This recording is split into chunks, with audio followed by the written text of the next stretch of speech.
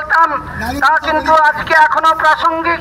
এবং যুদ্ধ বাঁধিয়ে তিনি যে দেশটাকে তার যুদ্ধ উন্মাদনা তৈরি করে দিয়ে একের পর এক দেশে যুদ্ধ পরিস্থিতি তৈরি করা, গোটা দুনিয়া জুড়ে মানুষের মধ্যে ভেদাভেদ এবং গোটা দুনিয়া জুড়ে কিভাবে যুদ্ধ ধামামা বাজিয়ে দিয়ে আর্থিক স্বার্থ রক্ষা করে সে দেশ আজকে সবাই বুঝতে পারছেন।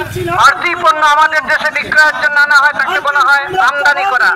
এই আমদানি রপ্তানির একটা রীতি আছে, নীতি আছে, এতদিন যা চলে আসছে সারা বিশ্ব জুড়ে।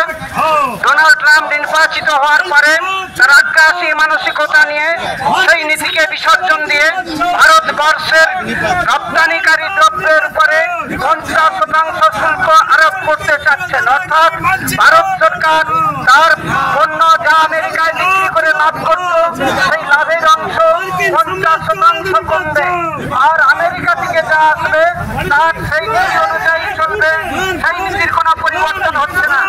এখানে আমরা লক্ষ্য করছি ভারত সরকার নীরবে তা মেনে নিচ্ছে। এই কারণেই আমরা উদ্বেগ প্রকাশ করছি। আমাদের প্রধানমন্ত্রী মোদী ট্রাম্পের নির্বাচনের সময় প্রচারে গিয়েছিলেন এবং তিনি সেখানে বলেছিলেন ট্রাম্প আমার 1 নম্বরের বন্ধু।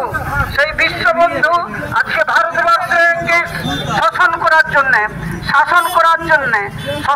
জন্য শুল্ক আরোপ করছেন, শাসন করার জন্য ভারতবর্ষের ঐক্যকে ধ্বংস করার জন্য যা কিছু পরামর্শ দিচ্ছেন আমাদের দেশের প্রধানমন্ত্রী তা নীরবে মেনে নিচ্ছেন। তারই পরিণতি হিসেবে যুদ্ধ থেকে আরম্ভ করে বিভিন্ন সংঘর্ষ বাড়ছে।